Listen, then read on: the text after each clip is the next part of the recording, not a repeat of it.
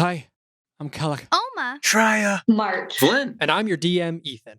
Welcome to Venture Forth.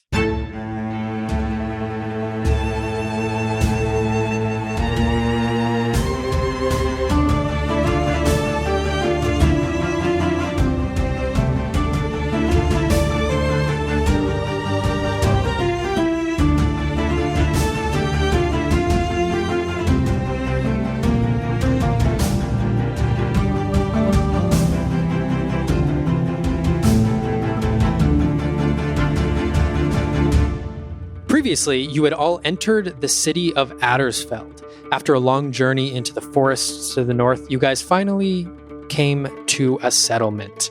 After approaching the peoples outside and a little scuffle, you guys entered the city and decided to go on various tasks. Flynn and Shreya went to the Ironlight Castle where Flynn had to turn in his mission, report back the success of what he had done in the forests to the north. After that, he had gone on a little bit of a journey through the Ironlight Castle to unlock these new powers and abilities that these initiates get at a certain point in their training. On the other side of town, Alma, March, and Kellic had found themselves in the Temple District, the sort of religious center of this town. And where there are temples to the old gods everywhere, you guys found a temple to Atir, the god of wisdom. So you guys had approached and decided that you wanted to try and decipher these words, these ancient texts that you guys had scribbled onto paper. After finding a suitable temple to Atir and finding just pretty much a library inside this temple, Alma actually was the only one to go inside of the temple, and she met with a head of the temple called Vincent Ratley. He was deep in study, but she was able to pull him from his work along with his assistant, Rory Rorsk, and they went to the back to find that the writing that they had scribbled on this paper was not abyssal, but in fact infernal. And after a brief translation, that is where we're going to pick up. So, Alma, you are looking at this paper with this ancient infernal on it. And as Vincent is going over the letters and sort of decoding this message, you feel sort of a breakthrough in your mind as the words sort of connect with you in this strange way, as you feel a power within you begin to grow as you level up. Kellic, being in this temple district once more is flooding back these memories that you've had. Looking around, being a cleric, all of these spiritual iconography around you, all of these temples just sort of deepens your confusion that you're feeling at the moment, and sort of that pit of frustration. And as it sort of brings up all of these questions in your mind, it hardens your resolve and you question how to move forward as you also level up. March, in a very similar fashion, you're looking around at all of these temples as you know, just sort of asking some of the same questions that Kellic might be asking as you also level up. Flynn, you are in the courtyard at this point with Shreya, the courtyard of the Ironlight Castle.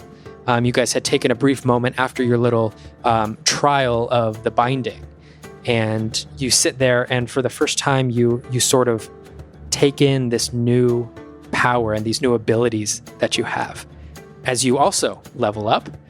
And Shreya, sitting there with Flynn, having Flynn just come out of his trial of the binding, you're looking down at this gem inside of the bracer. And having sat with it for an hour, you're looking at it, and your understanding of life and death has reached new depths, and you're sort of awakened to this new possibility as you also level up. So, we are going to head back over to Alma, who is in the private study of Vincent Ratley. And as you guys are poring over this note, you can see Vincent taking notes and sort of pulling Rory over and explaining that this character usually means something, but when it's in conjunction with these two characters on the outside, it slightly changes its meaning. And she's also taking notes in her notebook. So as you see them poring over this letter, what would you like to do? So, to clarify, what I know is on the letter, or at least on all of them, the small scripture that was on every single one said, "In death as in life, I shall serve the outcast. May my end be the beginning," right? That is correct. Was there anything more there, or was that it? Let me see. So, on that scripture, "In life as in death, I shall serve the outcast. May my end be the beginning." Yes, and then that second little piece that you took off all of the secondary tombs was just, "In death as in life, I shall serve the outcast." Got it. Okay, so the two pieces. Okay, so that's all that's there. Yes, that is correct. From what I can tell. Mm-hmm. Seems fine. Seems, pretty harmless, honestly. Everything's fine. So I'm gonna walk over to where Vincent and Rory are kind of mumbling over the piece of paper. Excuse me? Yes. Have you ever seen anything like this before? And Vincent looks over and says, "This is the first time that in quite some time I've seen infernal in such a way like this. This is not an everyday occurrence, and this is something to be studied for sure." Right. Super. I totally get that. But if something were written like this and you say found it on a tomb of a beast, not that I did, but if one did find this on a tomb of a spiritual beast of some kind, how old do you think that might have been? Well, going by the language being used, the excuse me, the sort of way that these things are presented here, I would say at least hundreds, if not thousands of years old. Right. And say one of those graves was empty, but wasn't empty hundreds of thousands of years ago. How bad would that be? I feel like this is not hypothetical. I'm sort of picking that up off of you. But I would hope that if this were hypothetically, you would tell me where this was located so I can take the proper steps to make sure that nothing bad comes of this. Sure. I'm just curious because I'm learning. I want to be like you. I would love that. That sounds like a ton of fun. And I'm just curious what one would do if they saw something like that. Like you're so big and strong. What would you do if you saw something like that? Well, I know that there's quite a bit of study that must come from this. Would you be inclined to tell me where this is? I would love to dive further into where this was found. Yeah, I just found it from a book. Oh. And I copied it down. Mm-hmm. Where is that book located now? I don't have it. Make a deception check. Holy shit, this is amazing. That's a natural 19. Hey. Persuasion? 20? Sorry? Deception. 22. Okay. That's funny. Okay. So you don't have this book in your possession anymore? Mm-mm. I don't have anything in my possession. See, and I open up my backpack.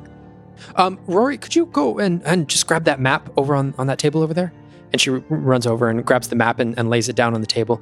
Could you just point out on this map just where it was that you scribbled this down? Sure, I can totally do that. And I just kind of stare at the map and I say, I was over here a little bit, and I point to like a general area in the north. Yeah. And then I was kind of over here, and I point to like the total opposite area.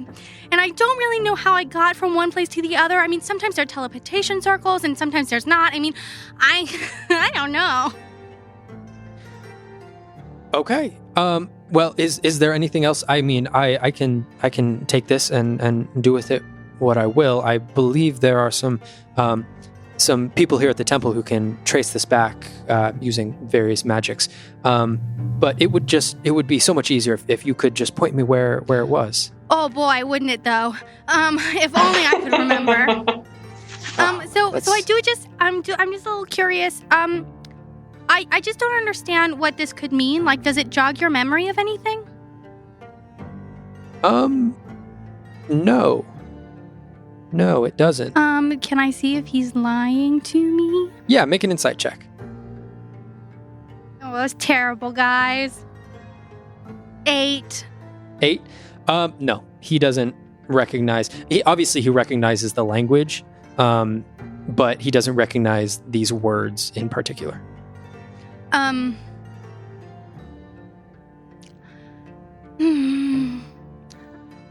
don't know what else to ask. Can I look at him and see if there's anything on him that appears strange or out of place? Yeah, you can either make a perception check or a religion check. They are the same. 14. 14. Looking him up and down, as well as his assistant, it's just the general iconography of someone who would be leading this temple. Okay. You can see different symbols on his robes of symbols to a tier and things of that nature, but without a deeper knowledge of this temple itself, there's really nothing that jumps out. Okay. Well, and I just with my hands, I do a nice little snap, clap.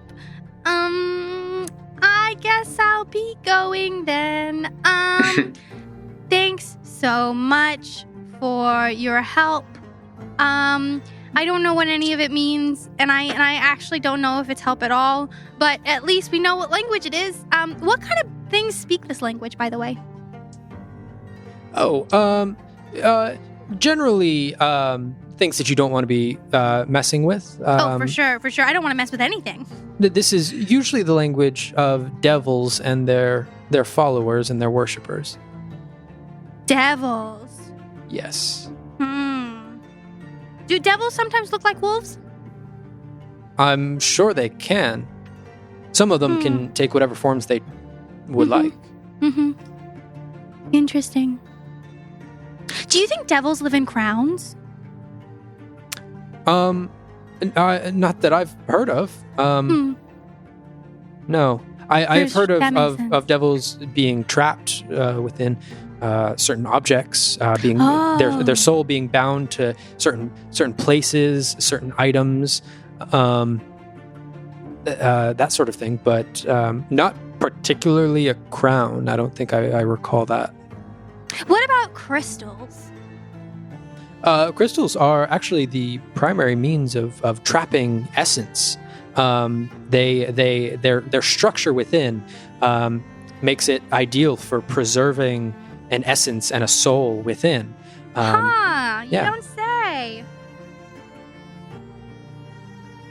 Wow, crystals can trap souls like anybody's soul.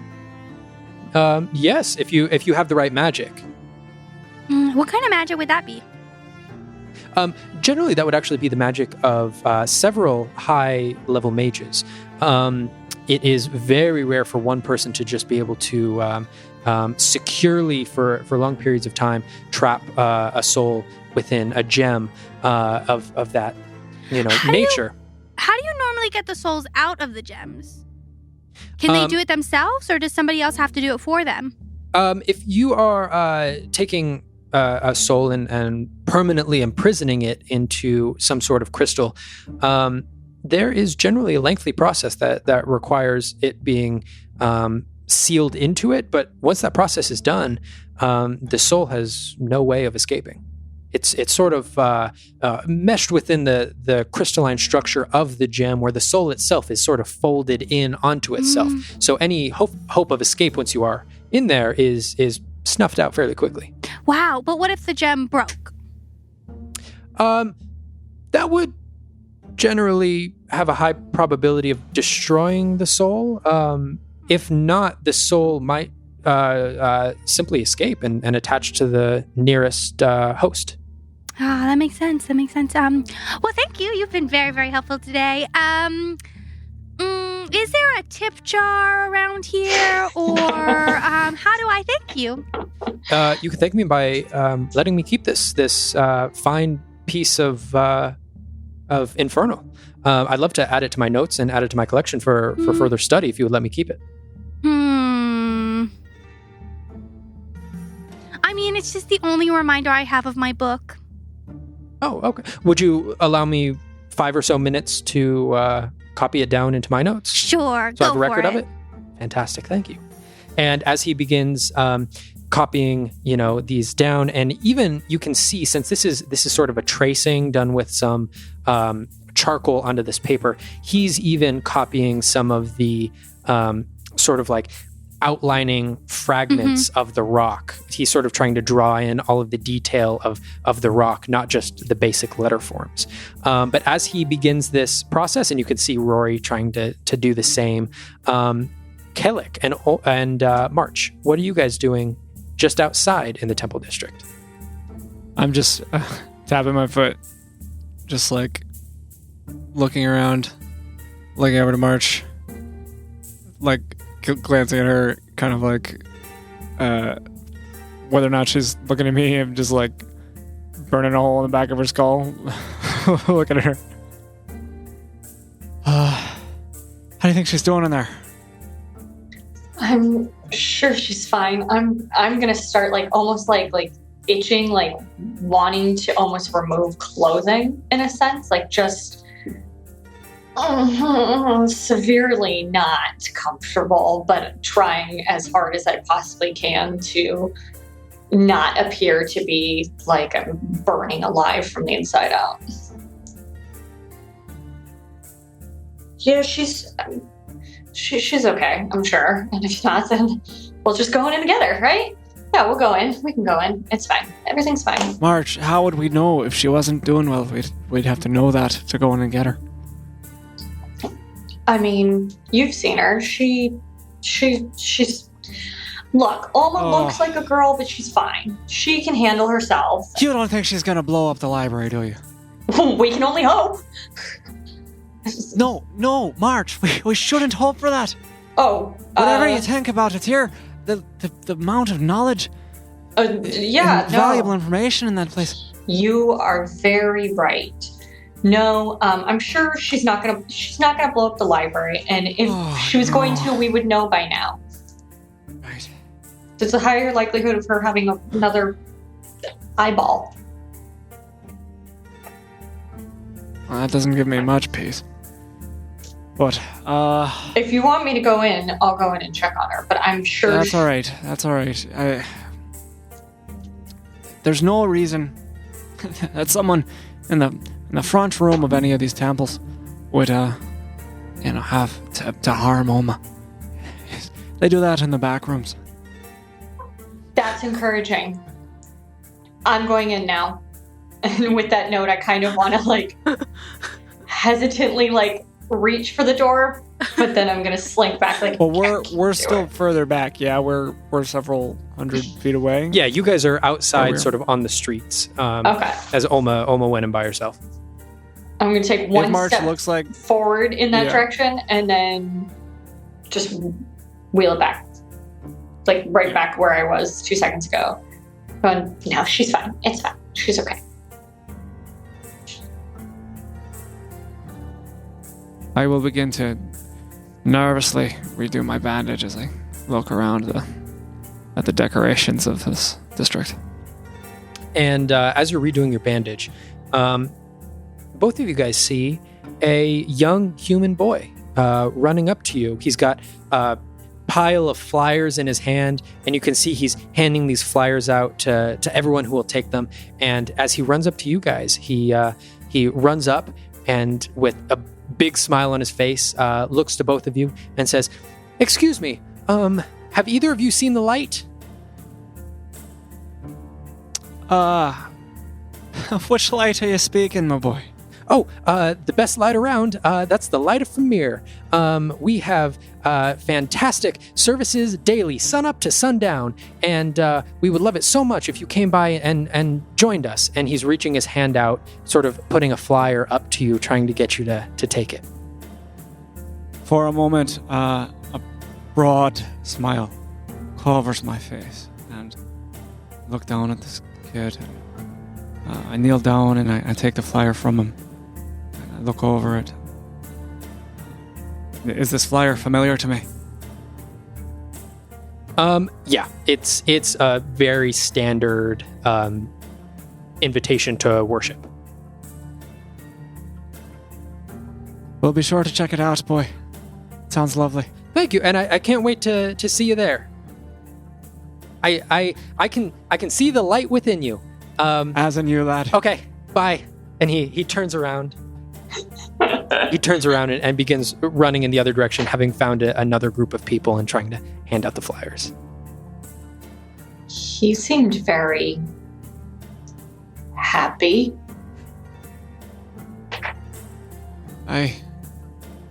It feels good bringing light to others. Is that typical that they just kind of come up and do that around here? Famir has a way of emboldening people. Huh.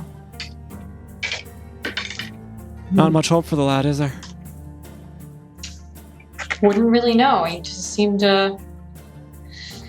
very into handing out flyers and getting people to come on in. But I suppose if that's what makes him happy, then I don't want to say anything else. Marge, we're talking about a place where you can have your diseases removed. You can have your curses cured. You can have your lacerations repaired. It's a lot of indisputably good things to come from attending a place of worship for the goddess of light. I will take your word for it. That you should. March. I am going to have you make either a perception or a religion check. Whichever you would like. Okay. I'll do perception, and that's going to be 16. 16. Okay.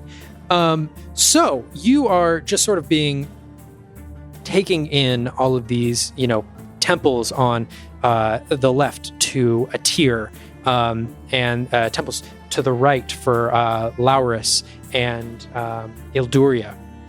And you can see these different iconographies on these temples. You can see that the one to Ilduria is just covered in plant life and wilds, sort of similar in effect to what you guys had seen in the forest, but a lot more well crafted.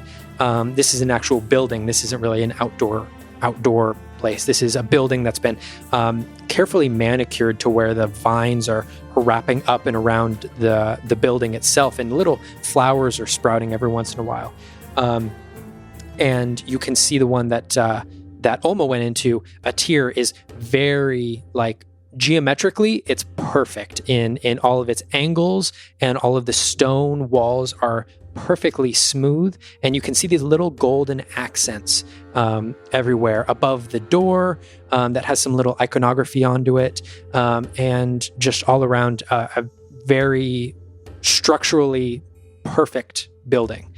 And then you look off to your right and you see another temple, a little bit more humble, a little bit smaller, but still made of some of the same white stone that the other temples are made of.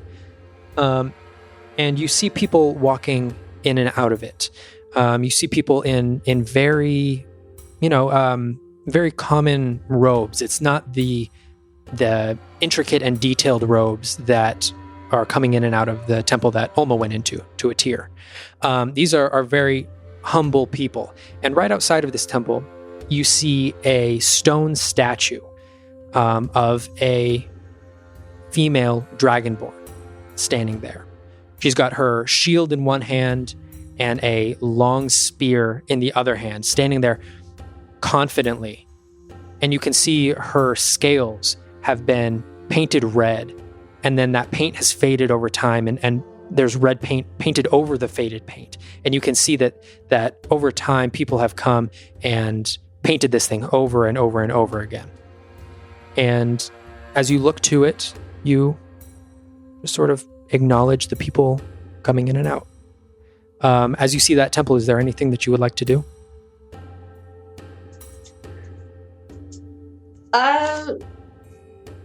I'm gonna sort of take another kind of shuffle in that direction, kind of cast my eyes between Kalik and this temple, just more or less intrigued about this statue out front of a female dragonborn kind of thing.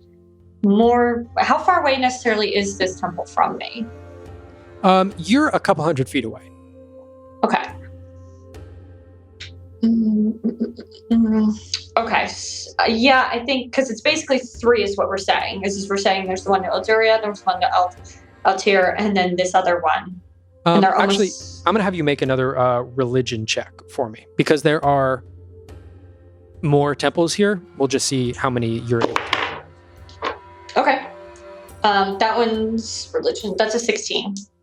A 16. Yeah, so you're able to see at least one temple to every old god here. Okay. You see one to Famir, which the little boy had sort of pointed back and pointed you towards. You see the one to Ilduria covered in vines. You see the one to Fenra with the statue outside of it. And then you see one to Laurus, which is a much darker stone.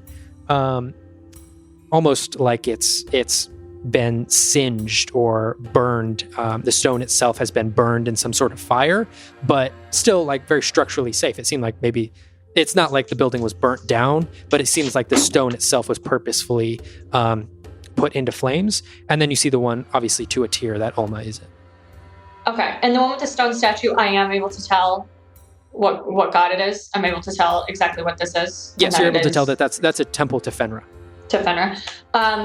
Knowing and kind of seeing it, I'm going to keep squirming, but it's very obvious that I would like to kind of go in that direction, but I don't necessarily want to speak those words out loud to say, I want to go in that direction. Okay. Are you going to try and migrate? Okay. Like, I want to attempt to engage Kalik in conversation while subtly moving us in that direction, if that's in any way possible. Yeah, sure. How are you doing that? I hadn't gotten that far. I'd like to find the nearest source of flame, or I'm imagining there's maybe a torch nearby, or is there anything close that would be on fire? Yeah, actually, you look over to the temple that you can see. You can navigate these streets perfectly. You know exactly what's here. And you know that the Temple de Laurus has torches, and there's a big raging fire out front. Just sort of like a well-kept-in bonfire that's like constantly in flames. Right. I mean, how close is that to us? It's a couple 100 feet away. You guys are sort of on the main street here, and this Temple de Laurus is a little bit down the road onto your right. By the light. You might see a sort of wistful look across my face as I'm looking on this flyer and watching this kid go around distributing the good news. And so it'd be fairly easy for us to take a little bit of a stroll. And if the temple to Laurus is on the way to where March is headed, then I will, as casually and surreptitiously as possible, set the flyer on fire. I'm gonna have to ask what that means. If as we're passing this the bonfire, if I can light the flyer that the little boy gave to me. Gotcha. I want to set it on fire. Gotcha.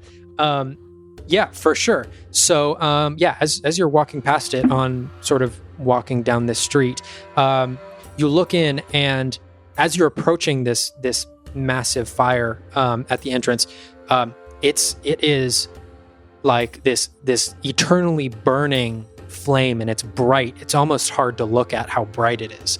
And as you approach it, you don't see any sort of embers coming off of it. It seems to be just the fire, some sort of magical flame here. And you go over and you toss the flyer in, and it takes up the flame and it burns to ashes. I'll kind of look around and just in no particular direction, and just give kind of a wry smile into the ether, and then I'll turn back to March, and as we're walking, I'll say, "Have you been to Addersfeld before, March?"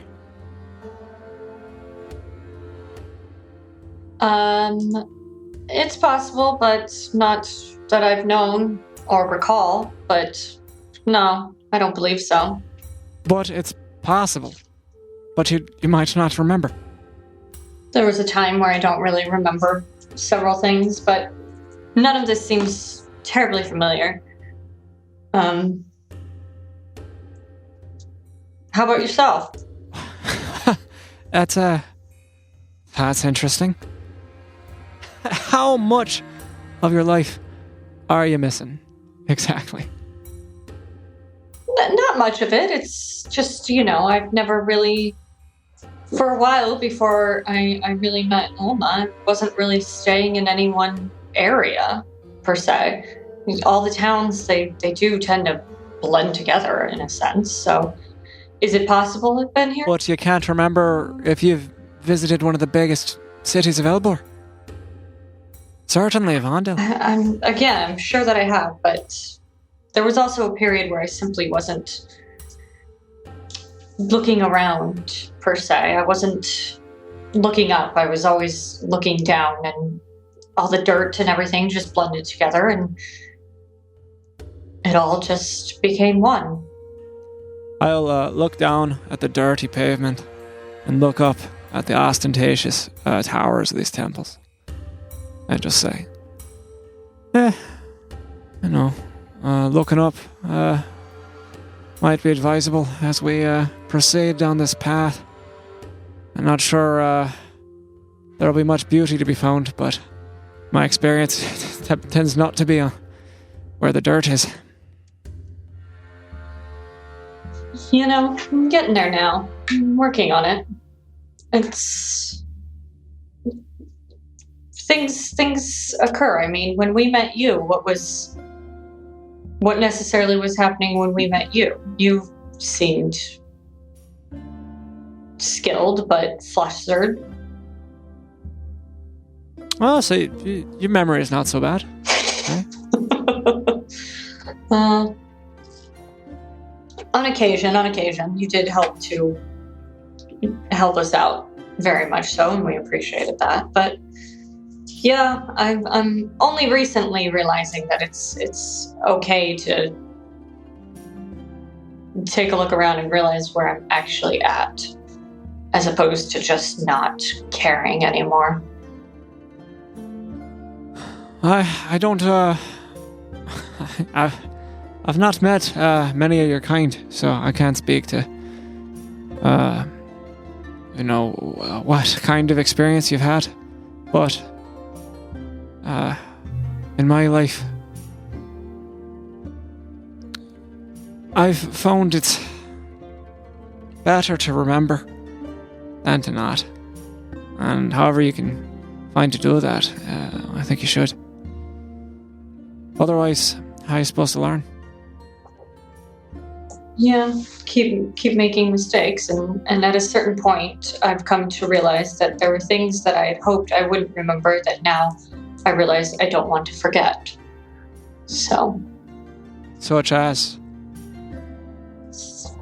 It's a lot. We'll go into it once Alma's not in a library potentially blowing it up. When do you suppose that'll be? That we don't have to worry about Alma blowing up a library? When she's sleeping. Right. Pretty much the best time. Can't say that is convincing to me.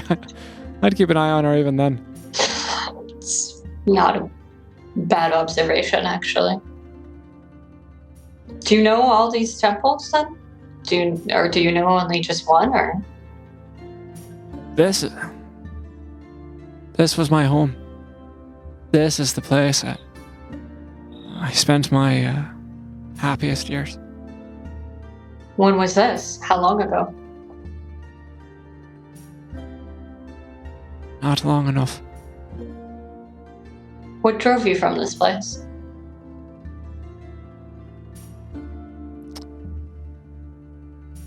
Well, that little boy, he sees the things Famir can provide.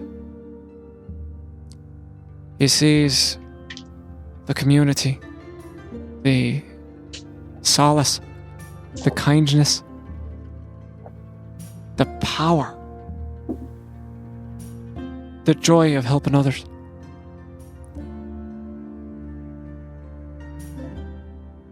But he hasn't yet seen what that power can do to people. And the way that structures can leave. And Kellic just becomes kind of overcome with emotion, and his eyes drift into the middle distance and can leave people behind. I'm going to sort of not really say anything in response for a minute, but kind of cast my eyes down and then sort of lift them up and put a hand on Kalik's shoulder and say, I feel that you and I may have had or have more similarities and more in common than perhaps we've actually ever discussed in the past. And you remind me of someone I once knew a long, long time ago. And he was a good man as well. And it's going to always be a process. But I'm not good at these conversations and these talks, but I appreciate having met you and being able to experience something to this nature again in terms of camaraderie and understanding that somebody else may feel similar to myself. I sort of look back and forth between her eyes. I don't feel any camaraderie with you, Marsh. Don't mistake my wistful meanderance for some kind of trust. And then Kellic will kind of like pull away and just drift. Shrug my shoulders and just okay. And then sort of stop. How close are we at this point to the temple? You guys are right outside. You guys are approaching it right now. Okay. I am going to kind of just shrug my shoulders and say, if that's what you believe. And then I would like to just walk over to the statue of the Dragonborn and just kind of, if I'm able to, just put a quick hand on it and kind of put a hand on it, not say anything, and sort of just shake my head and then walk back towards the temple that Alma's at. All right. As you approach, you walk up and you can see there's a little I don't know how to describe it, a little pillar that she's standing on. And around that base is, as you can see now approaching, a couple of large bowls, about 4 or 5 of these bowls sitting around the base of this statue. And these bowls are filled with a red substance, some sort of red substance. And you can see a woman walks out of the temple in just a very plain commoner's robe. She walks out and she walks over to one of the bowls and she reaches in and she pulls out a paintbrush and she dips the paintbrush into this red paint in the bowl. And she walks over to the statue and just paints one of the red scales on the statue. Just spends a couple seconds painting this singular scale and then puts the paintbrush back. And then she walks away, and you can see another younger man walks out and walks up to another bowl and does the same thing as well. And looking up now, you can see the layers of this red paint that have faded over time and then have been reapplied to each of these individual scales. And with that, would you like to walk away? Yep. Okay, you walk away. I'm going to continue to walk away. At least for March. All right. I don't know what Kaylee's going to do. All right. Are you both now heading back to the Temple of Atir? I'd say Kellic would do his best to sort of keep a rough distance from all of them. So within 200 to 100 feet, right, of Atir's temple. Okay. So as you guys begin walking back to the temple to meet up with Alma, Shreya and Flynn, you guys are now, Flynn just exiting the Trial of the Binding. You are now walking out into the courtyard of the Ironlight Castle. You can see now, walking out with Shreya, you can see the combat dummies set up in one of the corners, and you can see the one that Chath had set on fire with his dragon's breath is still sort of burning a little bit. There's still some singes on the wood. And as you guys are walking into the courtyard, what would you guys like to do? Whew, man, that was man, I needed that. I needed that rest. Well, I think we should find Chath. I'll look around. Do I see him? No, not in this courtyard area. You do not. Am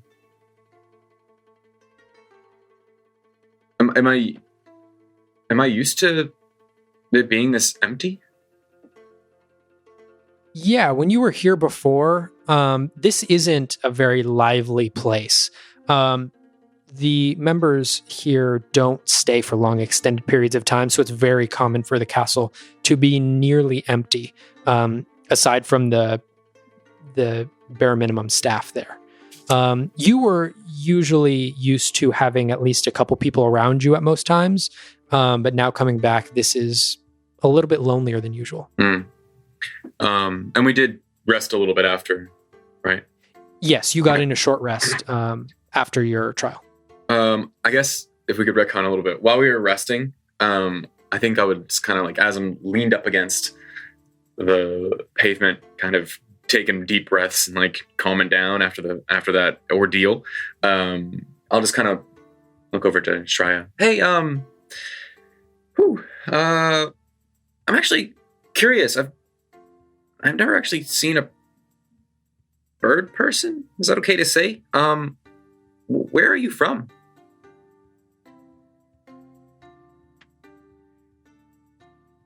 Being in this kind of new environment along with all of these different types of beings, I do not wish to discuss my homeland at the moment.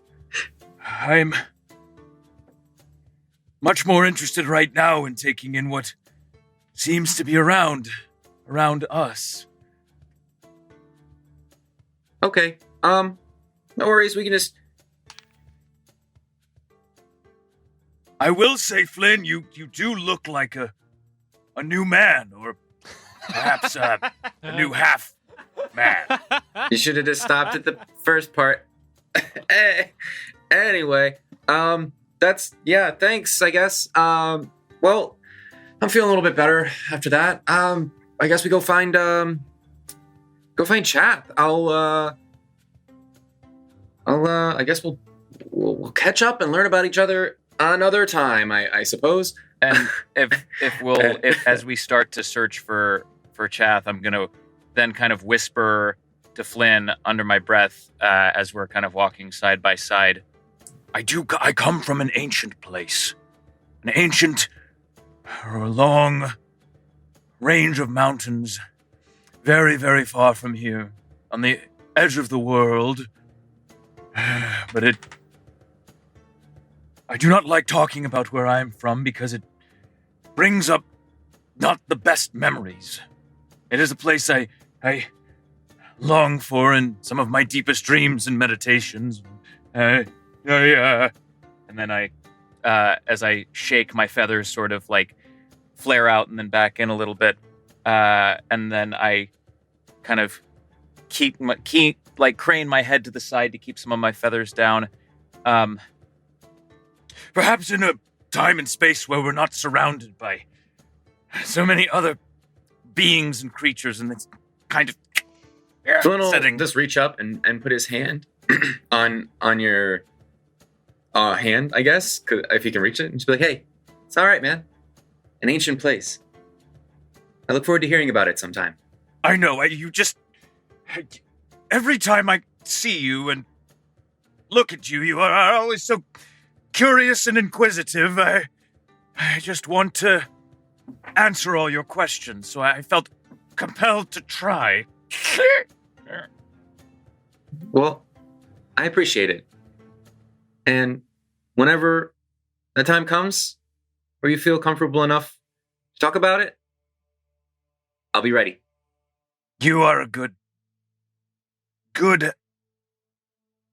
small creature. You almost had it. Almost. Good person would have been great. But hey, thanks for that. All right, let's go find Chath. And I'll just start leading the way, and I'll look for Chath. Actually, as we're looking for Chath, I'll notice, after I picked my stuff and I'm holding my shield in my hand, I'll realize that I can't really use it and do my spell casting. So I'll look up as we're about to head off, and I pick up the shield. I'll look up to Shreya. Actually, I can't use this anymore, or at least for right now. Now that I have these tattoos, I kind of need one hand free to do my motions and stuff. Would you? I see you don't have a shield. Would you want this?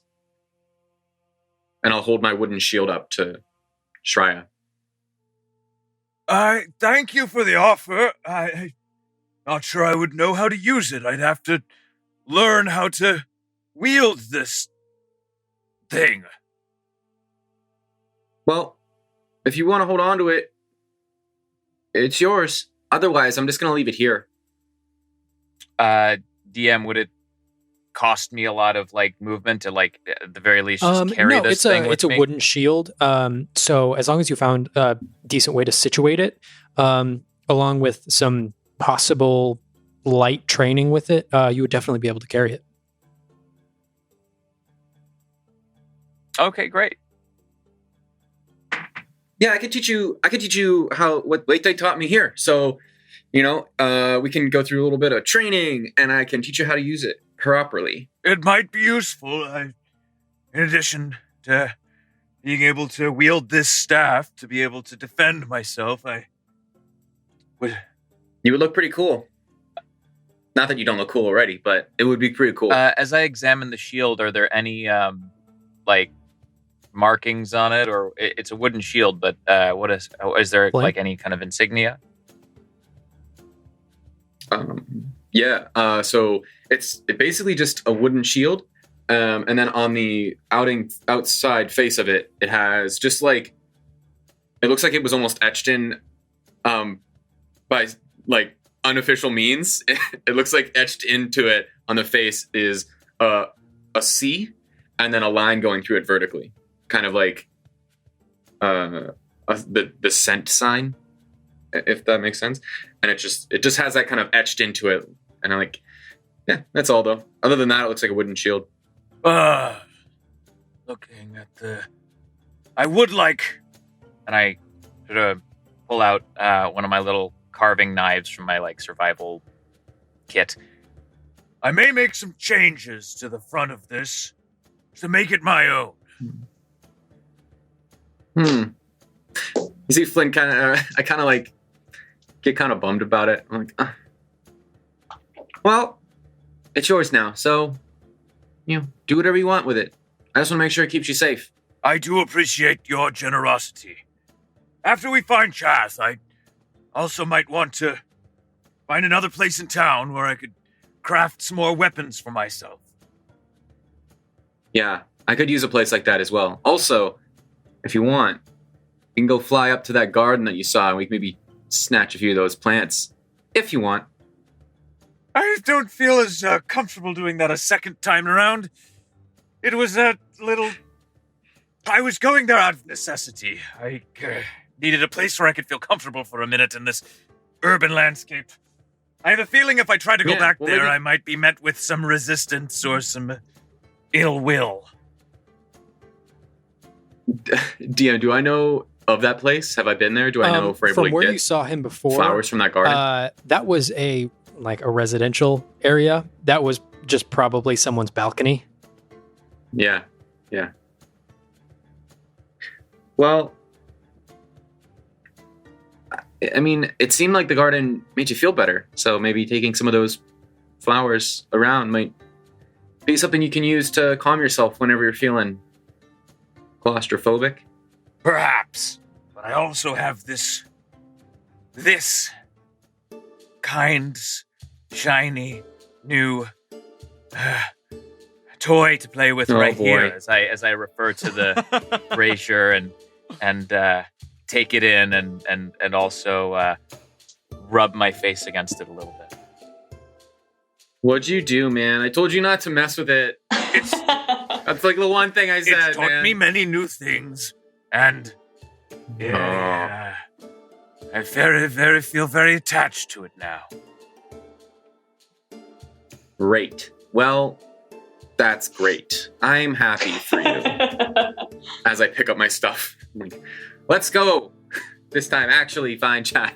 All right. So as you pick up your stuff, actually, right as you get up and are about to walk off towards finding Chath, you hear a voice deep within your head.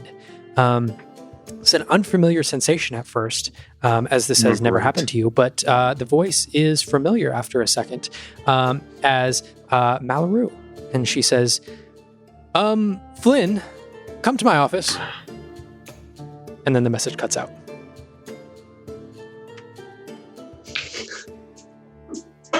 I look around like, what the fuck? Yes, ma'am. Be right there. Yes, ma'am. On my way. Be right there. Sorry, we gotta go. And I'll start heading right to Malaru's office. Okay. All right. Let's go. Where are we going? Boss lady. Oh. Yeah. Do I need to be present for this? Maybe stand outside this time. Okay. So you head off towards her office, and the door to the office, as you walk up, is just slightly open, as you hear two voices talking inside. You know it's usually not custom to just barge into her office, so you stand there for a second and sort of listen into the voices. And you hear one of them say, "I spoke with some fishermen who told me differently." And then you hear Malaru's voice. She says, "Well, we would have detected such a thing if it had come into Addersfeld." They are very dangerous and must be apprehended. Who do you think we are? Common bounty hunters? My interest in this conversation is wearing thin, so I would suggest you leave and hire a group of half-wits just like everyone else does. I hear, As you hear footsteps walk towards the door opens, and out from the door, you see a dark hooded figure. I'm going to have both of you guys make a perception check as this thing's hood is up, and I want to see what you guys are able to see. Boom. Terrible. Perception. Yeah, I think it's because Flynn didn't expect the door to open so quickly, and he was like, his ears up against it, and all of a sudden, he's like, and he like tried to like hide, but he's like terrible at it, and he like pushes himself up against the wall, so that's probably why his perception's so bad. I got a 9 for perception. And as Shreya quickly darts in the direction of the hood, whatever light has been casting upon the facial features or the form or the outline of the person's body, he picks up a few things really quickly. I rolled a 17. 17 total. Nice. Nice. Flynn, you look up Flynn, you see a very skinny creature come out from this door, and you see from under the hood is a very dark complexion, and you can see just from the top of the hood 2 little points poking up from within the hood. Shreya, you very clearly see coming out of this office is a tiefling. A tiefling with dark red skin, and you can see underneath the hood as the light just catches his face. You can see these half of his face being this dark red, and the other half being black from ash and from what appears to be severe fire scarring that has gone across his the left side of his face. You also, with that perception, pick up a very slight glow from beneath the hood as well. You can't pick up where it's coming from, but you, amongst the scarring on the left side of his face, somewhere in there you see a very slight glow. How enclosed is this a hallway? How enclosed is the area we're in? Yeah, this is a pretty tight hallway. Is this hooded tiefling heading toward us or away from us? He bursts open through the door, heads towards you for a couple steps, passes you, and then is going to head on. Can down I have tried to whip out my staff and block it in between, like block his way? Would I have had time to do that, or would he have passed before I would have the opportunity? Yeah, it was a couple seconds before he actually passed you, so you would definitely be able to do that. I am going to have instinctually whipped out my staff and thrust it across the passageway of the hallway and attempt to block his path. All right. And without even looking to you or making eye contact with you, he just says, "Are you sure you want to do that?" Shreya, what are you doing, bud?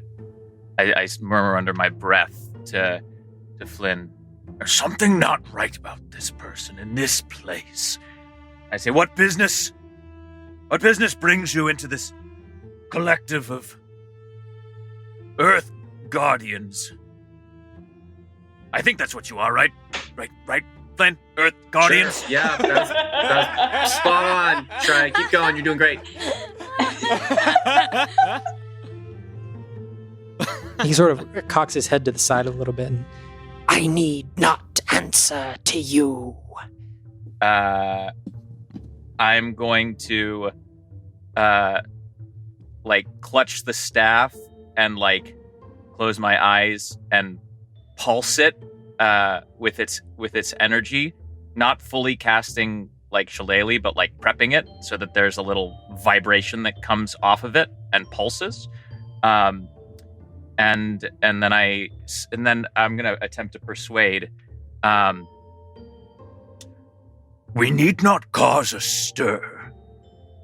We just want to know from where and to whom you serve.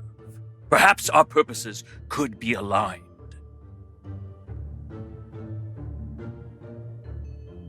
and in just a very quick turning motion turns to you, and you lock eyes, and his eyes burst with this red glow.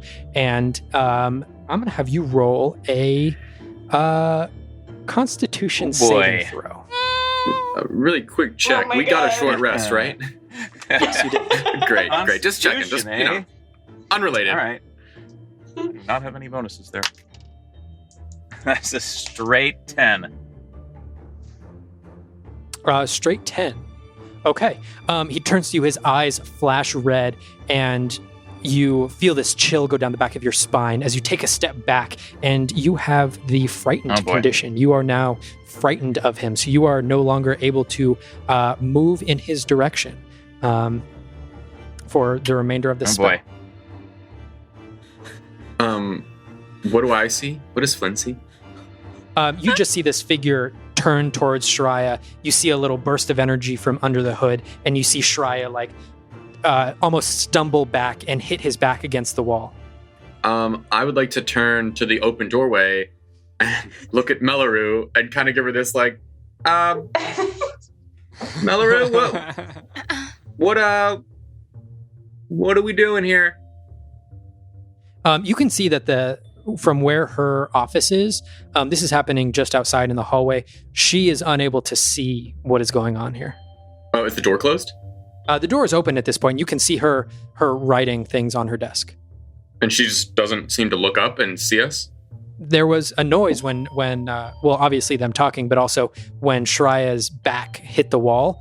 But she just didn't even look up. When I say that, does she say anything? Does she reply to me at all? Without looking up from her papers, she goes, yes, Flynn, please close the door behind you. There seems to be a ruckus in the hallway.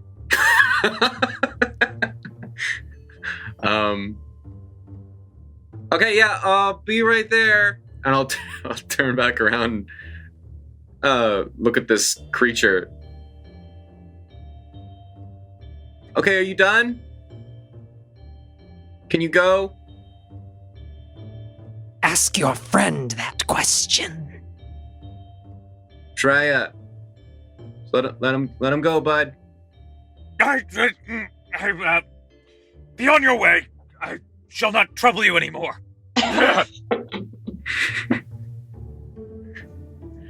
Thank you. I appreciate you letting me walk away. And he does sort of a formal half bow, and then he walks away, walks down the hallway. Have a great day, sir. Shreya, what are you doing, man? Just gotta... You okay? You look spooked. You good? I don't know what types of associations this guild has with the larger world, but I do not... there's something odd about that being. Oh, definitely. He was super weird, but I'm in a place, and I got stuff to turn in, and I can't fight a tiefling right now with you, man, right up front of my boss's office. It's not a good look for me. Bad for your, I don't know what the word. You're standing in the. Yeah. Flynn, are you coming in or not? Yeah, be right there. Listen, Shreya, I just want to say I'm on your side. That was super weird, but I can't. I have somewhat changed my mind. Will you permit me to join this meeting with you? Give me one sec, and I'll lean back to the door. Malaru, can Shreya come in with me to the meeting? Flynn, I could not care less whether your friend comes in or not. Shreya, I think yeah, you can come in. It'll be great. Yeah. Come on. Thank you. I walk in. I'll give him like a little shoulder rub, or not shoulder, like forearm rub. I'm like, it's okay, bud. It's okay. I'll give him a little pats. You're good. You're great. I'll walk in. All right, you both walk in, and she is still writing in her notes on her desk and just doesn't say anything. And I'll close the door. Greetings, Without looking Earthwalker. up? My name is called Shreya. Thank you for permitting me to. Without looking out, she raises one finger and just sort of starts wagging it back and forth. Yes. What does that mean? I'm not familiar with just hand lingo.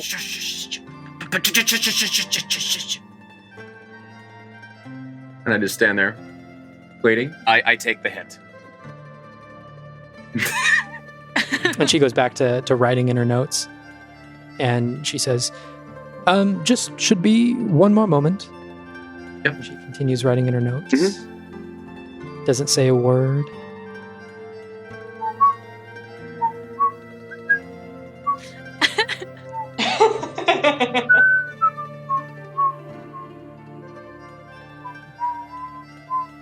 And then from behind you, you hear the handle of the door click open as the door behind you opens up, and you turn around, and Shreya, you turn around and you see a muscle-bound half-orc walk into the room. No. Walks in, and you can see that there's a massive scar that runs over his face, and where it runs down his face from his eyebrow over his nose and down to his mouth, you can see right where it passes over his mouth, you can see one of his fangs that is coming out from his bottom lip has been like chipped and come off sort of in line with that scar, as if he's taken some sort of battle wound across his face that also took off part of his tooth. And he walks in, and the door slams open, and immediately his presence fills the room around you. You can see that there is a massive greatsword on his back, and you can see he's got a shield on his arm, very similar in make to Flynn's shield, but about 4 times the size. And he walks in, and as soon as he walks in, he puts his shield down on the ground and drops down to one knee towards the desk of Malaru. And he sort of bows his head Flynn down. and be like, should we kneel? What are... Do I know who this is? Yes, Flynn, you do know who this is. You Tell know me. exactly who this is. Is it? Is it? Yes, this is Zukal. Oh God. Do I know if we need to kneel? You have never seen Yeah. people kneel in front of Malaru. I'm just going to slowly move behind Shreya's leg and hide. Can I take the hide action? Yeah, sure. Can I roll an action? I literally want to hide from this. Okay, roll a stealth check. Sure. Yeah.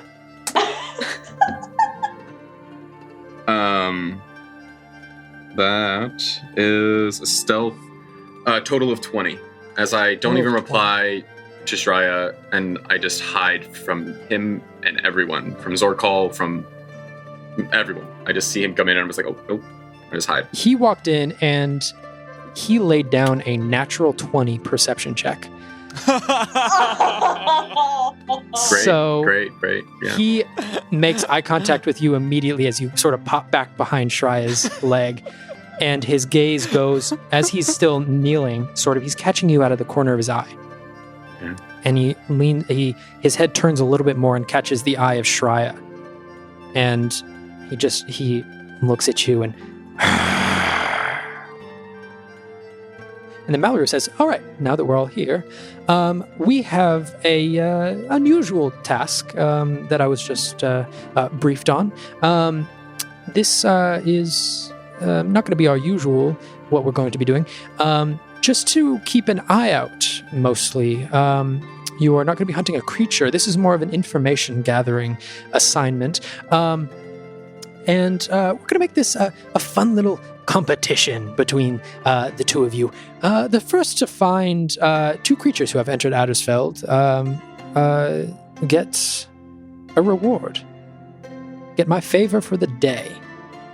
So, we are going to be going on this mission of collecting information, and we are going to be keeping this to ourselves. The man who just walked out of the room, he is also going to be looking for these creatures, but it's imperative that we find them first.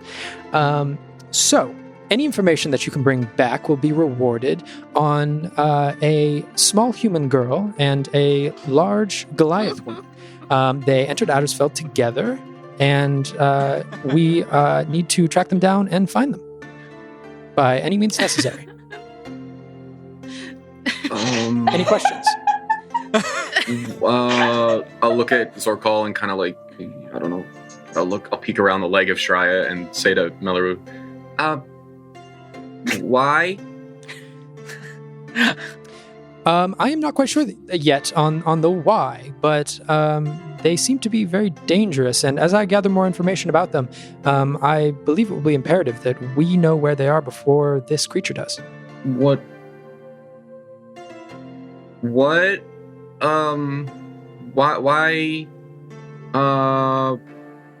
I'm just like kind of like I can't put together words. What happens when we find them? Well, if you can bring them back here, that would be fantastic. If it de-escalates into combat, just from the information that I have gotten about these creatures, prepare yourselves for encountering possible demon possession. So whatever you need to take, the Ironlight Garden and the library are open to you. Do whatever research and take whatever you need, but be prepared for any combat of that sort. Okay. The creature that was just here, that left, is that being known to you? Zukal, any questions from you? I got questions from Flynn. Look, I have one of these too, you know. And I hold up the shield. Try it. That's not. Shreya, I'm going to have you make a wisdom saving throw for me. Well, this is actually good. Wisdom saves I'm good with. Yeah, that's a Natural one. You have to beat an 18. that's a 23. Okay. Okay. Oh my god. So as she looks to you for just a brief moment, snaps her fingers, and you can feel your vocal cords just for a split second begin to sort of close as sort of the ability to speak escapes you for just a moment before it sort of comes back to you. I'm gonna and with the will returning to my voice, I'm gonna still being a little bit frightened from the previous encounter. I'm just gonna start shrieking. What's happening?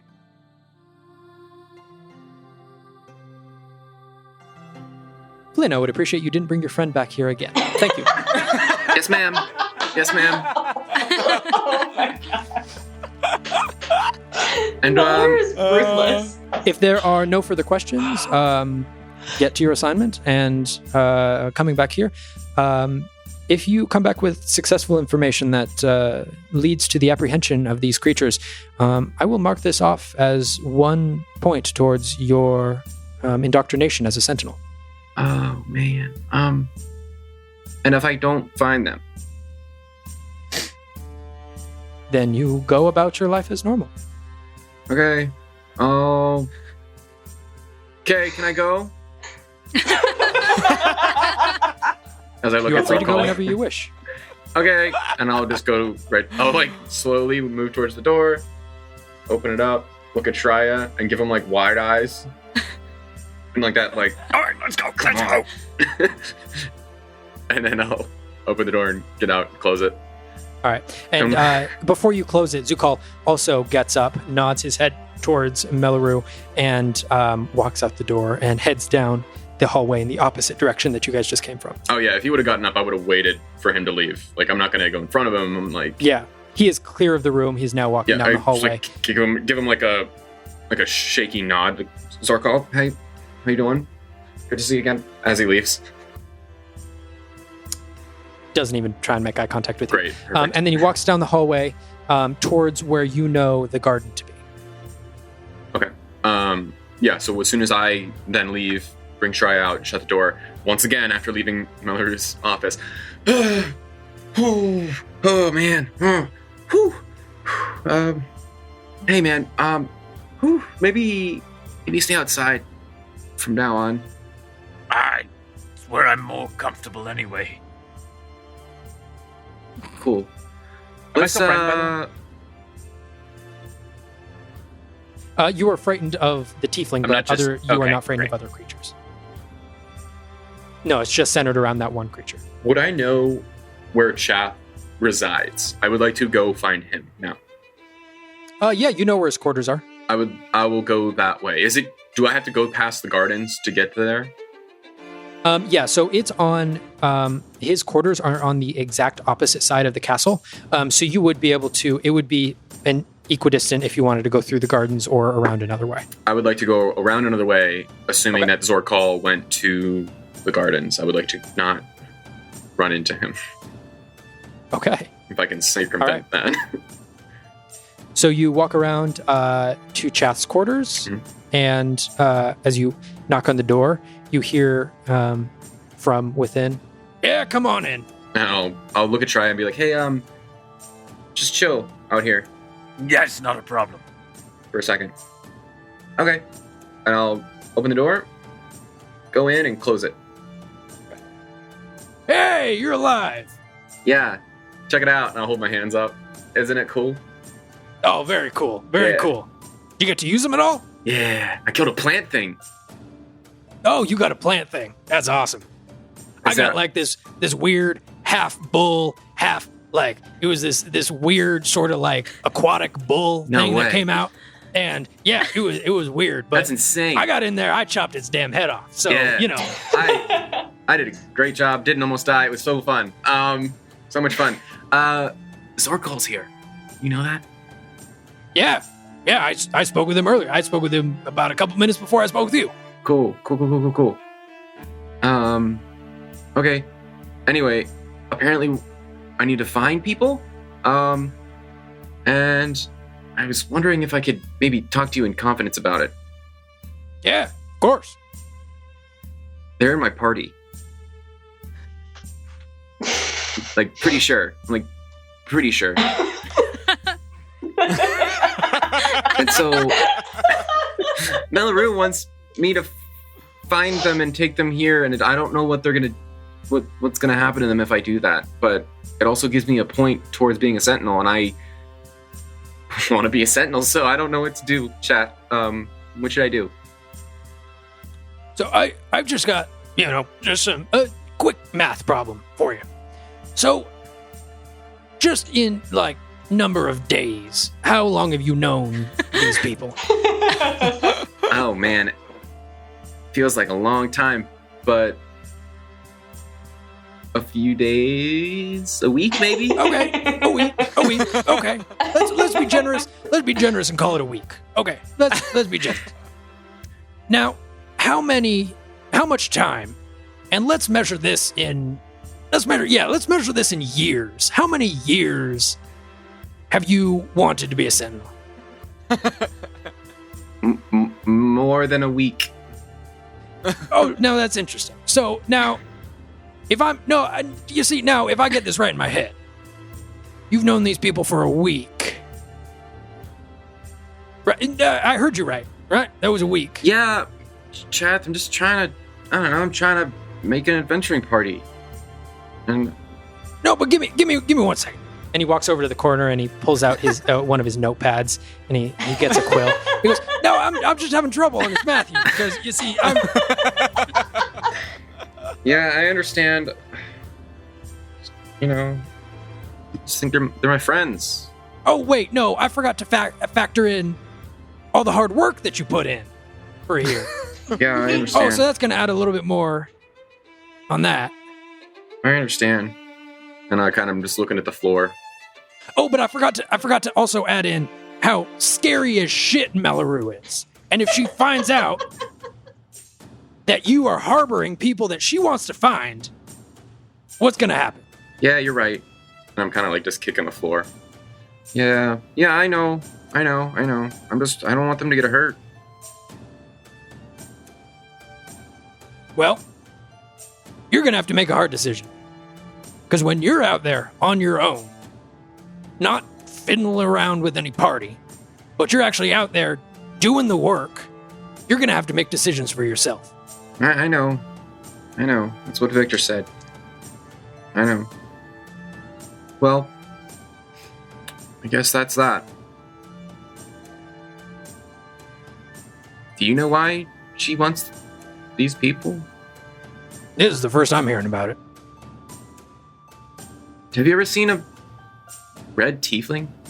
Or a shadow? I didn't see the tiefling part. Have you ever seen this hooded? You would have been able to determine that was probably a tiefling. You just didn't get the exact features that Shry. Have you ever seen a red tiefling with a hood and creepy like voice?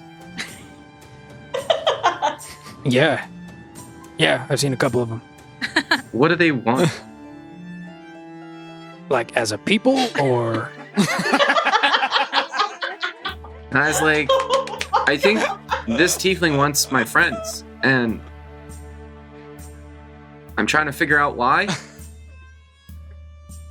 I mean, if you'd like me to help, I can go tell Malaru that I'm, I don't have anything coming up on my schedule, and that I'm free for whatever. And if she offers up the assignment to me, then I can find out more information. But at that point, I got an assignment from the Iron Light, and I would have to go through with that assignment. Yeah. That's my job. So I would then be in direct competition with you, and knowing what I know that you've told me in this room, I would be able to find them. Yeah. Maybe not then.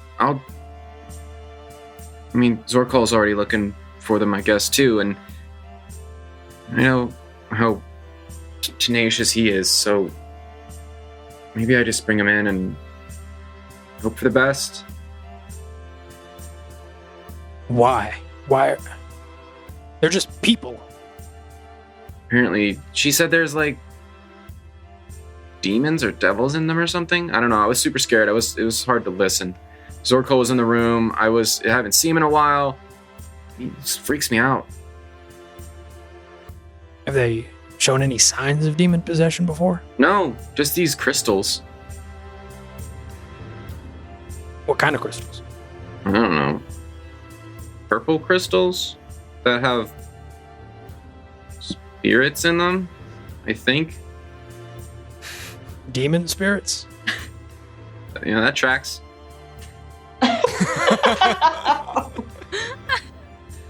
Well, shit, this might be the easiest assignment you've ever got.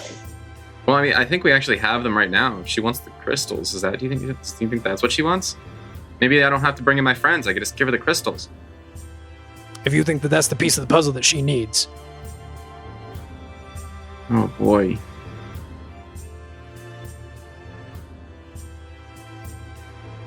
Okay. I'll have to think about it and figure it out. Thanks for letting me chat with you, chat. This, the only one I can really come to here, now that Kaylin's not around. Oh, Is yeah. she here? Have you seen her? I haven't seen She her, hasn't no. come back yet. I'm guessing she's on her mission still? I don't know. She got an assignment out to the east. I don't know. Oh, okay. I haven't seen her. Well, if you do, tell her I passed my binding.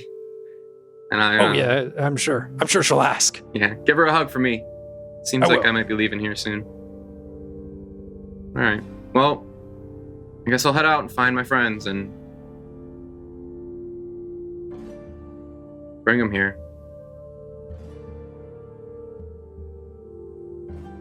All right. I'll see you soon. Yeah, I'll see you soon. I'll head out. Hey, Shreya. Let's go find our party. Yes, let's go find our people. Might want to warn them that. Oh, I would have been privy because I was in the room with. Because I would have heard the assignment directly, right? Yeah. Okay. Yeah, you would. Perhaps we should warn the tall one and the other short one that there's some danger coming their way. Yeah. I think that's a good idea.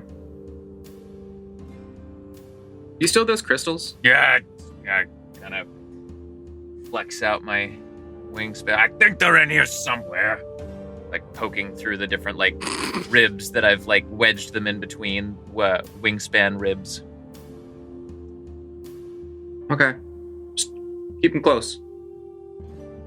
They're about as close as anything can get to me. Still confused.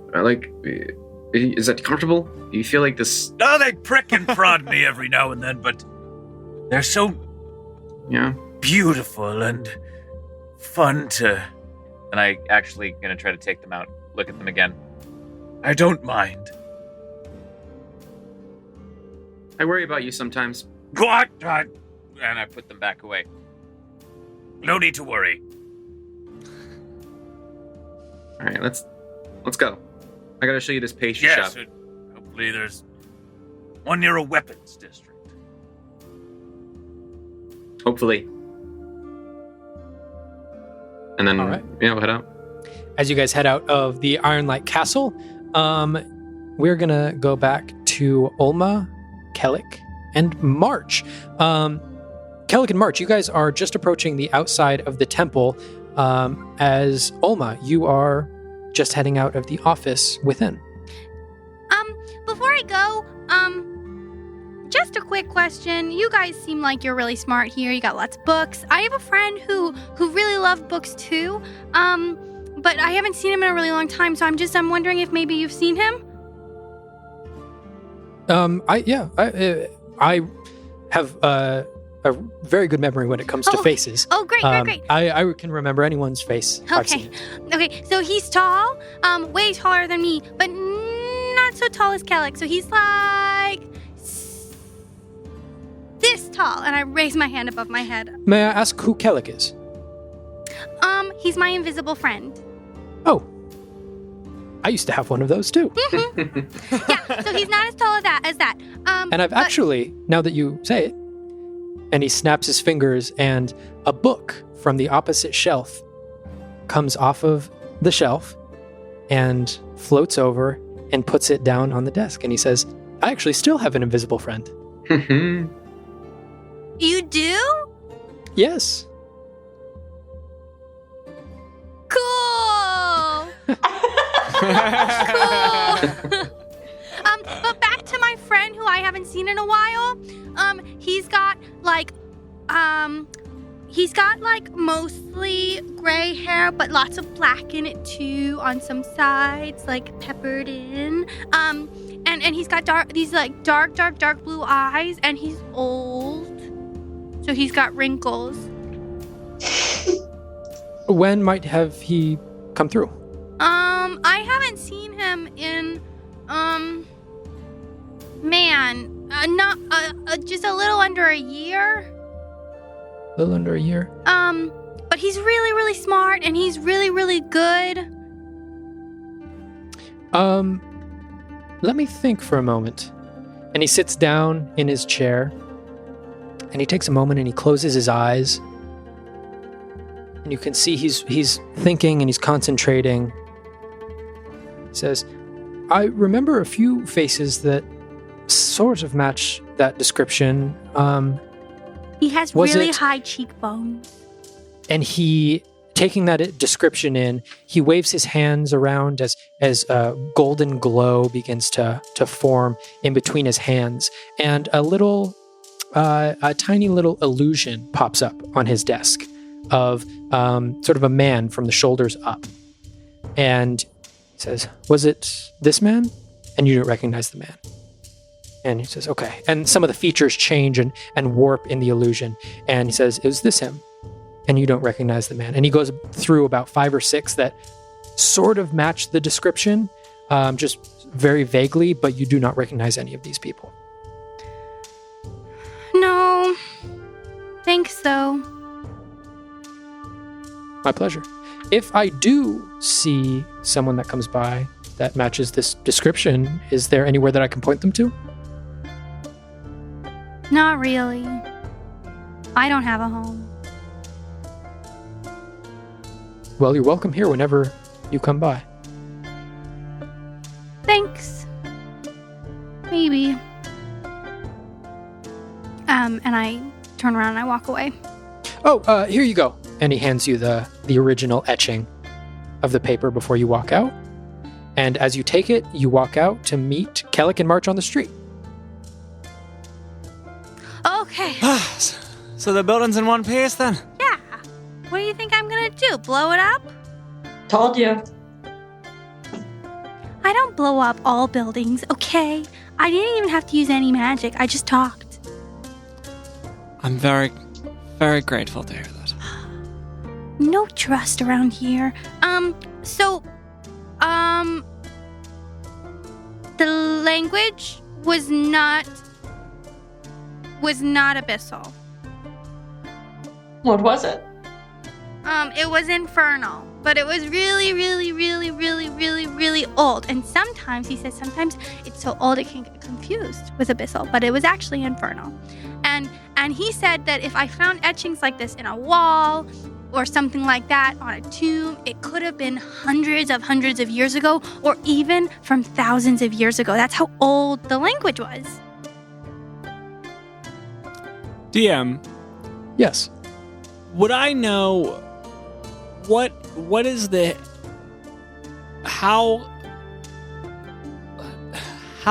what's the like age of history texts in Elbor? Like how far back do history books that I might have read go? Like when's the first documentation of anything? Yeah, so there have been documentations going back about, let's see, that would be about 15,000 years. So from Alma's description, this text might be prehistoric. From what you got from Alma, that is a possibility. Okay. He was going to look through some books to see if he knows more, but I think we should also look through books because he said that it's the language of devils. Yeah, so it could have been like when devils were in, like, so the wolf could have been a devil, and the crown could have held a piece of that devil and curse, and our crystals are holding souls, which I think we already knew, but he said that crystals are specifically made to hold souls versus crowns, which crowns wouldn't necessarily hold the souls. So like the crown probably just holds like a curse or something, but the crystals might hold. Was he able to say what it said? Oh yeah, he said what it said. He was able to translate it for us. He said it said, "In death as in life, I shall serve the outcast." And that was the one that was like just for the big wolf boy. And then the other one, part of it that was on everybody, said, "May my end be the beginning." Sounds like really serious stuff, doesn't it? Just a quick That's note. certainly ominous. That's actually the opposite. Oh, oops. Just so Reverse just so it's that. clear. The first piece was on everyone's. The second piece was just on his. Got it. Strike that, reverse it. You got it. Right, so the Red Wolf, when he died, that was the beginning of something. Who knows what? But, as far as we know, the shadows didn't leak from the crypt until after the goblins looted his crown. Mm-hmm. Right? Mhm. So what did his death actually provoke? And when did he die? Certainly a long time ago, Mm-hmm. right? Before any of the elves of Shri's commune were able to get a lay of the land, it would appear. Maybe. I don't know, because it seems like we have more questions than answers now. Except that we know that the crystals have souls. Right, and those crystals are embedded in Shri's feathers. Uh-huh. But he did say that it's very, very hard for the souls to get out. He said it's very, very, very, very hard. Very hard. He said that if they're embedded in there correctly, that they're very much locked away, and that like it's hard for the soul to ever get out, and that he thought that when it broke, it might actually damage the soul. But obviously, we know that when it breaks, it kind of releases the soul. So who knows if another one broke? Maybe we should break one. I think that would be inadvisable. Last Given time that that's the happened. last- Yeah. Well, maybe that one was Yeah. just super, super powerful. Maybe this one's not so powerful, and we break it and it breaks. Well, you don't know Well, unless you if- try. Don't know how much we want to find out. Commendable approach, as that may be, Alma. I think Do you think it's a bad we might idea? favor caution in this moment. Well, first, we have a lot to unpack here.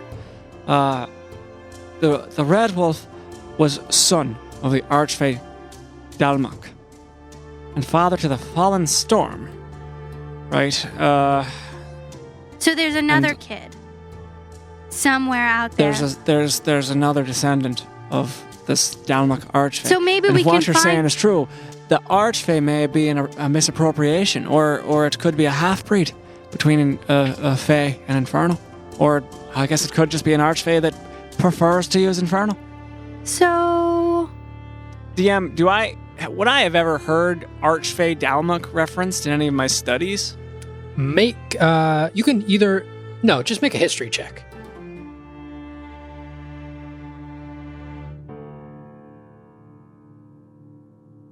That is a 21. A 21. Okay. You would have heard this name just once. It is not like a very prominent historical figure name, but you had heard it within the context of a collection of Archfey, as a group of Archfey that attempted to shape some of the lands to create a home of their own, but then were overrun by a culmination and alliance of humans, elves, and dwarves that they came together and sort of ran this group of Archfey out. And that's sort of the only context that you've heard, but you haven't heard of Archfey Dalmok in his own sort of context, just within this group. And what land would I know what land that was that they were trying to reshape? You would not, no. Even like reaching your mind back to what you read about Archfey Dalmok, reaching your mind back, even that didn't describe where it was. Just the act of attempting to create and shape the lands.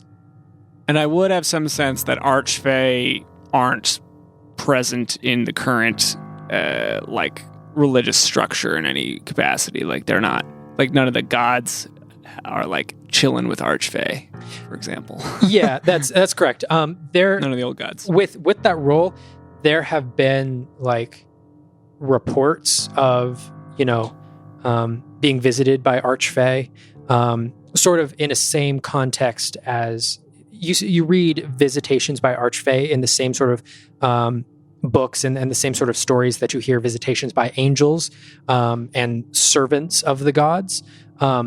But yeah, not like you're not just going to see an Archfey walking down the street. Kellic, do you think that the Fallen Storm is like a metaphor, or do you think it's like an actual lineage? It's too soon to rule anything out. But the Fallen Storm isn't much of a moniker. It sounds more like a process. Mm-hmm. Father to the Fallen Storm. Son of the Archfey. So Archfey Dalmok, he or she or they, I don't know. The only context I know of them is as part of a broader collection of Archfey that were, expelled from the land. It's more of a, not to be too on the nose, but more of a fairy tale than any sort of detailed history that I've read. But if that is historical fact, then it wouldn't be too much of a speculation to think that there would be some vengeance that they wished for on this land. So should we be worried about Corvin Amberstone? Nah, I'm sure he's fine. Yes, Alma, we should be worried about Corvin Amberstone. He had an empty casket There was a great hulking beast walking around in the forest. Yes, we should be worried. Okay, well, I only ask because I'm just kind of confused now about next steps. You know, like, I don't really know what we're supposed to do with this information, and normally I just get the information and give the information, and I don't really have to be part of the decision-making on what happens with the information, and now I feel really stressed because I feel like I have to be on the decision-making on what we do with the information, and I just don't have enough information to really be doing anything with the information. You know what I'm saying? March, when we first met, the two of you wished to go to Addersfeld, right? Why? That is a question that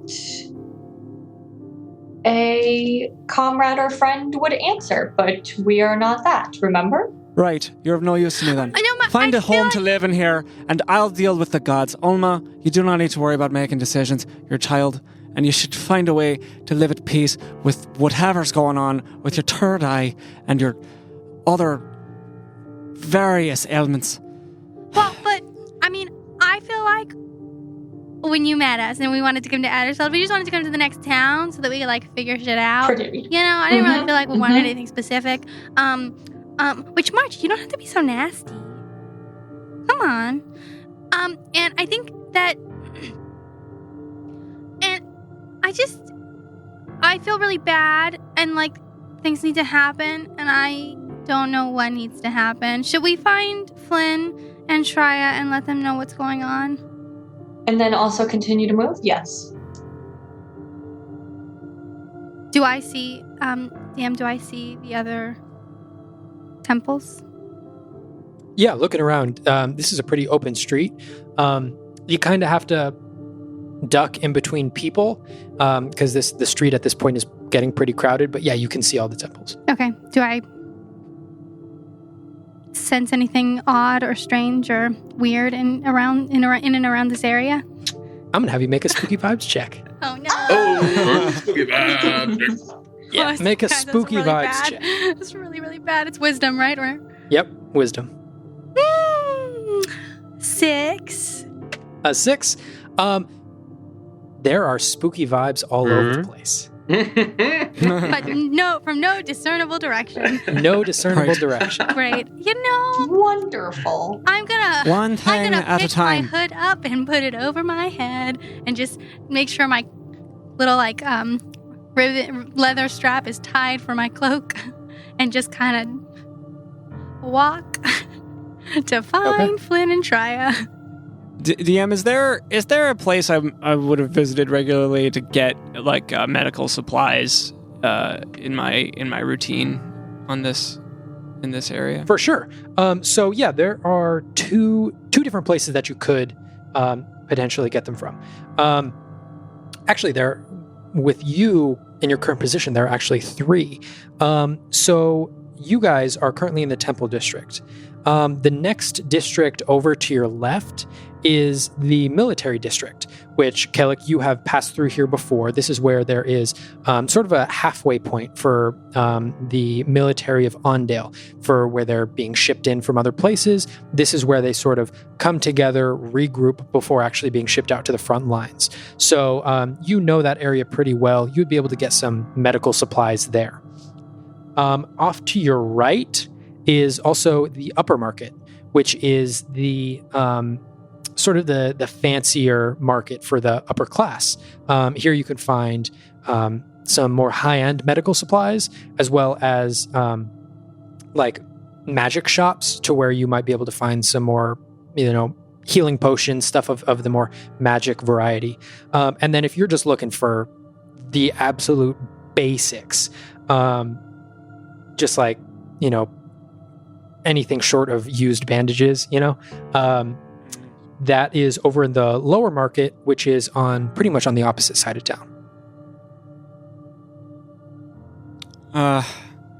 Well, that's where I'd like to begin. I think we should resupply, regroup, and figure out where to go from there. Okay, but I don't think we should be here for very long, so... I agree. Yeah, and I think there's some stuff we could use, so I agree. Where do you want to start? I hate to say it, but I think the upper market may be what we should favor, because they would be less likely to recognize me. Sure. And also, we got this gold from Flynn, so that could be good. We can use that. We have a little bit of walking around money. So, yeah. And then, as far as deciphering this, doesn't give us anywhere to go. So, we'll just have to see, once we've had a minute. Well, maybe Flynn and Shreya know more. So maybe they'll have some tips. Or maybe the secret is in the crystals, and we just need to spend some time looking at them. Maybe. DM, would Kalik and myself also have been able to figure out there were spooky vibes, or just Alma? I think Alma was looking for something specific. Okay. So just in your, because you guys had also walked around before, you would have been able to sort of pick up on everything that you wanted to pick up on. Fantastic. So you guys are heading off. Kellic probably leading the charge off to the upper market. And then we are going to go back to Flynn and Shreya. You guys just stepping out of the Ironlight Castle, seeing the busy street ahead of you. The sun is just going down over the horizon, off in the distance, casting these long shadows over the city as it is almost nighttime. Flynn and Kalik, you would both know that nighttime does not necessarily mean everyone goes to sleep. There is a vibrant night community here. There are people who, for lack of a better term, are nocturnal in this city, where sleeping during the day and then the night is where they come out and get their work done. There are some occupations that just come and work in the night. So as the sun goes down over the horizon, you guys would all see, as the light begins to fade from the sun, you guys all see these little points of light that you hadn't noticed before. They're these little golden spheres, only a couple inches in diameter, but you now begin to notice them on the corners of almost every building. And looking around, they begin to glow a little bit. And as the sun continues to go down over the horizon and it gets darker and darker, the darker it gets, the more these golden spheres begin to glow. And some of them glow with a more yellow light. Some of them glow a little bit more green. You guys, Kellic, Alma, and March, you guys see a restaurant across the way that all of theirs are purple to match with the purple interior of their shop. And Shreya and Flynn, you guys are walking along, and you guys see a magic shop off to your left, that all of them are alternating between this green that fades to a blue that goes to a red, and these points of light begin to illuminate the streets with this magical light. So, Flynn and Shreya, where would you guys like to head first as you guys are heading out of the Ironlight Castle? As we exit, Flynn probably for the first time looks conflicted. Kind of like looks at Shreya. All right, it's kind of dark. I guess we can still see if the pastry shop is open. Yes, I would very much like to try. You speak of them very highly. Yeah. All right, let's go. And I'll start What walking sorts of towards flavors do they have there? Almost like I wasn't paying attention, he'll forget and then look. Yeah, they have this lemon one. That's probably my favorite one. They have like a lemon filling. It's pretty good. Yeah, so we'll have to try that one. How long is it going to take for us to get there? And he just keeps. Okay, great. It's just a couple minutes walk. So as you guys are walking along, Flynn, you recognize Patty's Pastries off to the right. Patty's Pastries. Okay, so I'll. Is it open? Would it be open in this light? Yeah, you've actually come here quite a few times after dark. They stay open pretty late into the night as sort of like a end of the night treat that people they come over and get. Do they have a seating area out front that we can like eat, like buy our pastries and eat? I can't like what a. Yeah, Okay, they've got a nice little patio with some cloth overhangs, and yeah, just Cool. it's a nice little shop with wooden tables. Each table has got a little vase with some flowers in the middle. It's kind of a little pleasant shop. Straya, do you want me to get you a lemon-filled pastry, and we can just I sit don't down know and if chill I for a bit? want to sit and be on display. Like I look over at the seating area, like, does it look like any one of these seats or tables could really accommodate a creature like myself, or? There's one sort of near the entrance that has got 2 chairs with backings on them, which probably wouldn't be sufficient for your wings. But then it's also got 2 stools there All as right. well. That would fit you fine. I'll get us a table if you want to go pick up the pastries.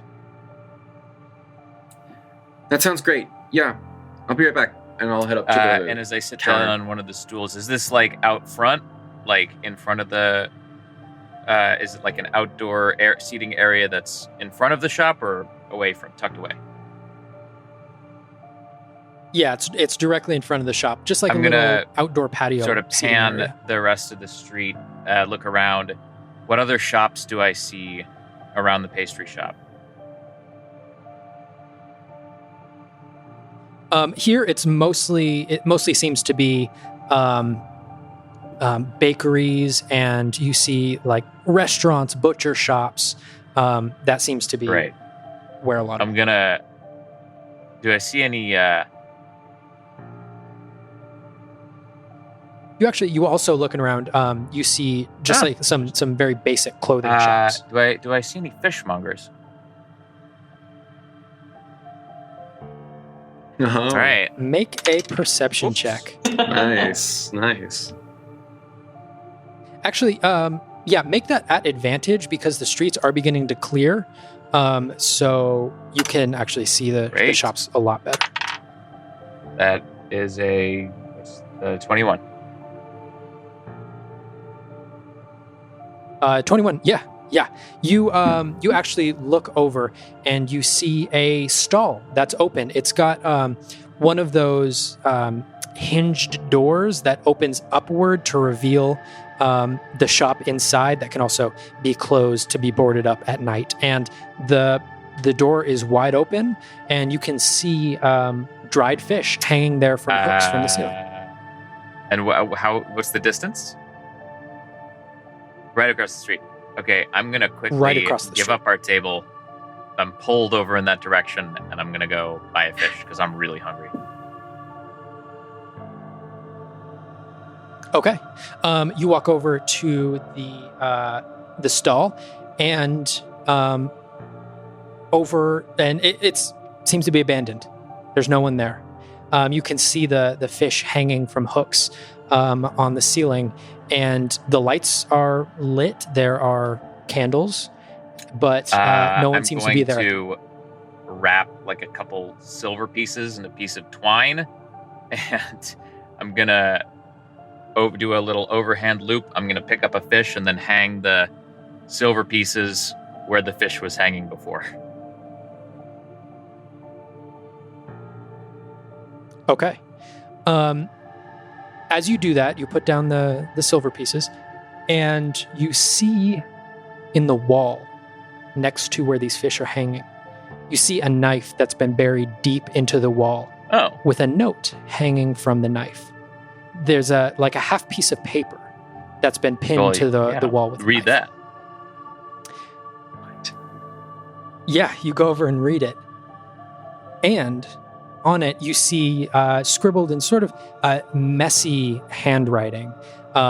This is not someone of letters. This is sort of a messy and quick note.